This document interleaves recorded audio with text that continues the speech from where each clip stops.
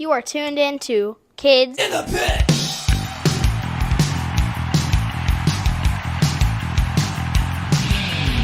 Y'all trying to do 24 karat magic in the air.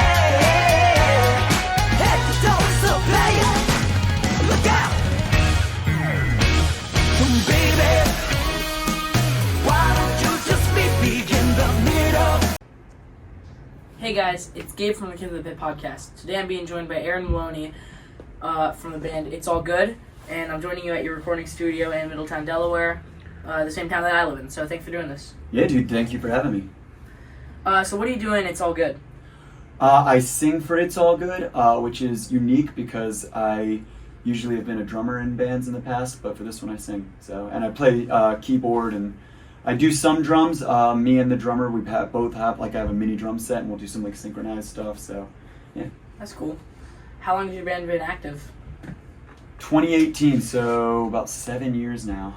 Wow. But there was a gap in there when COVID hit. You know what I mean? Kind of a slow year, but yeah. Yep. So tell me a little more about It's All Good.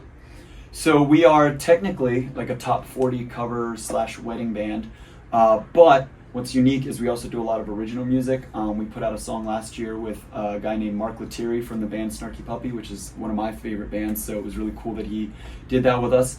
And we have another original song coming out soon. We also do a lot of we have a Christmas movie out and a lot of fun creative stuff like that. And even if you come see us live, we kind of mash up a whole bunch of songs and write EDM remixes or metal remixes of them and stuff. And we kind of just, my goal, especially as a cover band, is to try, there's certain songs you have to play, but if I don't like them, then I try to figure out a way to play them that I enjoy playing them. So Cool.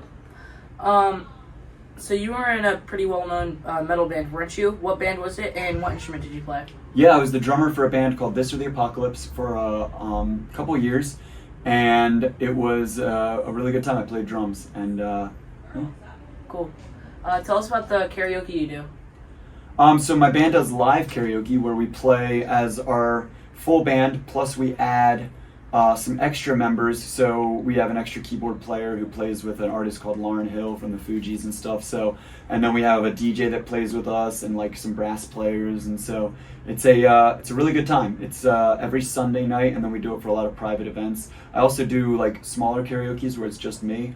But I love being able to give other people the opportunity to come up on stage and you and I know how it feels to be able to perform, but most people never get that feeling, and so yeah. You're able to give people that feeling for 5 minutes. So. Yeah, for sure. So where's your favorite place you've ever played a show with any band? Probably, I really my band now has a residency in Key West that we go down for an entire week and we play 7 nights in a row. Wow. That's really fun because once you get down there, we're only in contract from 9 to 1 every night, so then you have the whole rest of the day to do whatever you want. They give us mopeds and stuff so we can just get around the island and stuff. So that's probably one of my favorite. I also played South by So What Festival in Texas, which is basically the metal version of South by Southwest, and that was a really, really fun time. So yeah. Nice. Let's see. Is there a band that one of your bands has played with that you're very proud to say you've played with?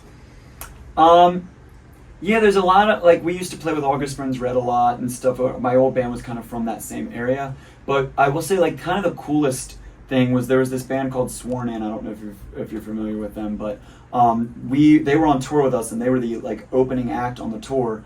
And right, in the middle of the tour, they released this album that, blew up overnight, out of nowhere. And so halfway through the tour, all of a sudden, all the shows just started selling out and getting packed and stuff, to the point that eventually we decided it was better to have them go right before us, and then eventually certain nights we would have them headline, even though it was our headlining tour, because there was just so many people that came out of nowhere for this band. And so it was kind of cool to just kind of be a part of that. I'd never experienced anything like that where a band just went from an opening slot to all of a sudden they were all the internet was talking about at that point. So that was cool. Yeah, I don't think it happens that much. No, it was really, really, especially this was 2013, so it was before people would go viral on TikTok and stuff. You know what I mean? You didn't really have that option. So yeah, that just their album, The Death Card, just blew up. And if you're not familiar with it, definitely check it out. It's pretty cool. So, and they were all like probably 17, 18 at the time, so they were all super young. So Wow. yeah. Sick. Let's see here. You also run a recording studio and teach music lessons. I know because you've given me vocal lessons, so Yeah. talk about that a little bit. Yeah, I enjoy teaching. It's nice because now I'm kind of at a point in my career where I really only teach essentially people that I want to teach, if that makes sense. Like, it used to be that I would teach a lot of like young kids that were just first learning how to play drums or an instrument, or like their school told them they had to pick up an instrument or whatever like that. And now I really get to just teach people that really want to learn and like are interested in doing stuff, and that makes it really worth it. So a long time ago I taught middle school band and was like worked at a school doing that, and it was just not my cup of tea. It was too many kids at once, right? I really like that one-on-one connection of being able to like my whole like philosophy with teaching music is, first you have to teach them how to love music, how to like truly like fall in love with music, and then it's a lot easier to learn everything else after that. Yeah. So. What are some bands you've recorded? Oh my gosh. Well, I've done a bunch of different acts and artists over the years. I'm trying to think of ones that like anybody would be familiar with, but just a lot of different, like when I was in This Is the Apocalypse, I did a lot of metal bands just because I was in that community and stuff like that. I'm trying to remember. I can tell you right now there's a band called Tempting the Tides that I'm recording currently. I just recorded drums from last week and I'm doing vocals soon. And they're a local metal band from around here. I think you guys actually played with them, right? Yeah, we played at the Peach Festival. Yeah. So I'm in the middle of working on their album now, and it's turning out cool so far. The drums are crazy. Their drummer Anthony's like a really killer drummer. So yeah, I think he plays left-handed, right? Yeah, which is wild because I was like trying to tune his kit, and normally I'll like jam a little, and I'm like, oh, this is wild. But yeah, he's a really good drummer, and the whole band is just good dudes. The guitarist, their new guitarist Brian, I went to high school with, so it's cool to kind of reconnect. But I've done everything from that to like I've had like acoustic acts. I've had a worship band from Australia travel here to record with me. That was like an interesting one. I've had bands from Canada come down, and not in this studio. My studio now is in my house, but I used to own a studio in Maryland that was a completely separate building, and I had like an apartment in the basement so bands could come. And like back then my whole goal was like, let me make a really fun recording experience for bands that don't have a huge budget, that can also like give them a place to like crash. So bands would come and stay with me for like a month sometimes, and we would do the whole like 12 song album, and they would just stay in this apartment the whole time. It was really fun. So Wow. I got to meet a lot of cool people that way. Nice. Let's see. What was the first punk, hardcore, or metal show you ever went to, and how old were you? The first one that I remember was a band called Project 86. I don't know if you're familiar with them at all. I don't think I am. They're pretty cool. But they that was forever ago. And I think other than that, it was probably Under Oath. That was probably my first like big like heavy like concert. So I've been to a ton since then. Like my favorite one was probably, I've seen Dillinger a bunch. They're awesome. I saw Between the Buried and Me do their 10-year anniversary for Colors, and they played the entire Colors album, and then as an encore they played like pretty much the entire Alaska album. So 2 full albums they played start to end. It was the longest concert I've ever been to, but it was just like, it was awesome. And that was what really like, especially as a drummer, just was like, I didn't even know this stuff was possible, that you could play that much like intricate music for that long. So that was cool. Yeah. Speaking of long concerts, I think it was like 2 years ago, I saw NoFX in Florida because we're friends with Sick of It All, and they were opening. I don't think it was opening, but they were on that show. Yeah. But they played. I think it was their last tour that they did for like 2 years. But I think it was like 3 albums, and they have like a 15-minute song, and they played that too. So it was crazy. It was so long. Yeah, it's wild, especially when you're playing that like high energy music where it's like you have to just be in pretty good shape in order to like maintain the length of that to play for that long. So yeah, definitely. I think some of the best, when I was touring with that metal band, it was a whole different kind of in shape, but like yeah, you have to keep your cardio up and all that stuff, and so yeah. Yep. Do you have any crazy or funny tour stories that are appropriate to tell a 13-year-old? Yeah. So there was one night where, well, okay, so here's a cool one. My appendix burst during a gig, and this was like we happened to be in PA. I believe it was at the Note in Westchester, but I forget, it was somewhere near there. And my appendix burst all day. My stomach had been killing me, and luckily there was a hospital right down the road. And like at first I'm thinking like, I hope this wasn't like anything I did, or like, oh, Bucks, my band's gonna kill me. We had to cancel the gig. It was a sold out show, and we had to cancel it, give people's money back. Like it was not a good look. But it ended up being my appendix.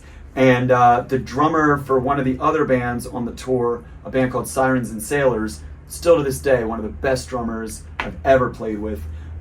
He learned all of our songs in like essentially like 2 nights. So we only had to take like 1 night off. I was in the hospital for a little while, and then after the hospital I had to come back here to rest. But so what we did is, while I was in the hospital, I took all of our backing tracks and I programmed all the kick patterns, because our old, like, it was a very specific kind of metalcore where all the breakdowns were like very long, and like you had to memorize very specific beats, right? Like it was very specific. So the only thing that he's like, there's no way I can memorize all of this in like 2 days, but I can start to learn it. So what we did was I programmed in the hospital all of the kick things for all of the backing tracks, and we had them in the backing tracks. And then he still had kick drum pedals, but he just took the beaters out of them so that he could still kind of feel it. And by like a week in, the dude had all the kick patterns down and was like killing it. But it allowed us to not have to just cancel all these gigs, because then all he had to worry about was like what the hands were doing and stuff like that. Yeah. And he covered it awesome. I ended up, the only way I was going to be able to get back to the tour without it costing a ton of money was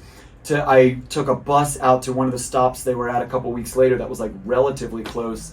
And then but I still wasn't ready to play yet. So for like 3 or 4 nights, I still just did merch and just like hung out and got to watch him play and stuff, which was kind of cool. So yeah, that's a pretty cool, a weird story. And if you look up Aaron Maloney or like This Or the Apocalypse drummer appendix, there's like all the like Metal Sucks, Loudwire, like they all did an article about it, and it's like the worst picture of me in the hospital, like, and yeah, so it's pretty wild. Wow, that's crazy. DRI. Oh yeah, I kind of did that with DRI. I assume you know the band DRI. They're like thrash. Okay, yeah, They're from the 80s. So their guitarist Spike, he was in the hospital. I think it was for some kidney stones thing. I don't know. But I had to take over for like 2 shows. So I already knew a couple songs, but the songs in the set, there were a ton that I didn't know. So I learned like 5-ish in a couple hours. Yeah. Because my band was opening one of the shows. We were there, and we were like, DRI might not be able to play. Yeah. So I had to learn a bunch of songs in the parking lot. So I think I learned like 5 in like maybe an hour. Yeah. That's so awesome. I played that, and then the next day, he was still not recovered. So there was another band that they were on tour with called Paralysis, and their guitarist was learning them. Me and the guitarist of that band both said we're gonna learn all the songs, but we both couldn't really, because I mean they play an hour and a half DRI every night. Yeah. So we both started learned the same songs. So we kind of had to do like a shorter set where I did half and he did half. Yeah, but that's it was cool. still really fun. Even when I joined This Or the Apocalypse, it was kind of a wild story. I was recording a band that was paying to have the singer of This Or the Apocalypse, who is now the guitarist of Ice Nine Kills. They were paying to have him do vocals on the song. So through that, I had gotten in connection with him. I had just posted a drum cover, and we got talking, and then their drummer randomly quit to join the band I The Breather, and so he had reached out, and I kind of made a quick video. I had to actually get a double bass pedal. I didn't have one at the time. I had never really played metal drums before, but I made a video of me playing this one song, and go figure, it was like their easiest song to play. I didn't know. It was just also the most popular one. And so then he was like, yeah, you got the gig. And I had like a week and a half to learn the whole set. And like I said, it's very specific stuff. And that was one of the most stressful weeks of my life. Like, I'm not an angry person, but I was like throwing my drumsticks and stuff because it was just so much to learn in such a short period of time. And it was a lot of pressure on me because I had never like done anything like that before, right? But we get out there and we do the rehearsals, and it all went really well. And then I ended up becoming their official drummer and playing with them for a couple years. So it was a good time. You said their singer's in Ice Nine Kills now? Yeah, his name's Ricky Armelino. He's been in there for a while now. Like, if you go on their social media, he's kind of one of, like, outside of Spencer, like the guy that does like all the like videos and stuff. And actually, the other members of This Is the Apocalypse are in a band called Galactic Empire now, Oh, yeah. which is that like Star Wars metal band. So it's kind of cool that like they kind of all are doing that stuff. Technically, Ricky also has a side project called Hawk, which is kind of what This Is the Apocalypse turned into. But it's all different members other than him. But it's really just a side thing now because he's with Iceman Kills so much. So Yeah. My brother's a huge fan of Iceman Kills. that's awesome. Yep. I'm not too into them, but They're It's not definitely a my very style. niche band, Yeah. but like, dude, from a production standpoint, if you've never seen them, I mean, if you're into like horror movies and stuff, that is the band, and they do that big like horror festival every year and stuff. So it's I didn't pretty even cool. know about that. Yeah, it's pretty cool. It's like it's wild. Like they do all this. I mean, I don't even know how to explain it right, but like just look it up. Yeah, it's pretty neat what they do. So. Oh, that's cool. Yeah, they were. I was talking to Ricky a little while ago. I mean, and they were on tour with Metallica recently and stuff, and like that's kind of every metalhead's dream eventually. Like, you know what I mean? That's big as you get as far as touring. It was like a stadium tour and stuff. So when Metallica was doing that like circular stage, so Yeah. it's pretty cool. It's crazy. Let's see here. What was your favorite TV show when you were my age? How old are you? 13. Okay, probably. You know what? I loved Rocket Power, which was like it was like an extreme sports kind of show about these kids in Hawaii. That was a really cool one. And I guess it's not a TV show. But my favorite movie, I loved like the Goofy movie and like Extremely Goofy movie when that came out and stuff. So, but yeah, that was probably my favorite TV show. Was probably Rocket Power, or I don't know. I'm probably forgetting other ones. So I don't know. I don't remember what I watched when I was like a teenager. I think I was just like getting into girls at that point, so I got distracted. Nice. Nice. I don't know what else to say to that. If you could tell your 13-year-old self anything at all, what would you tell him?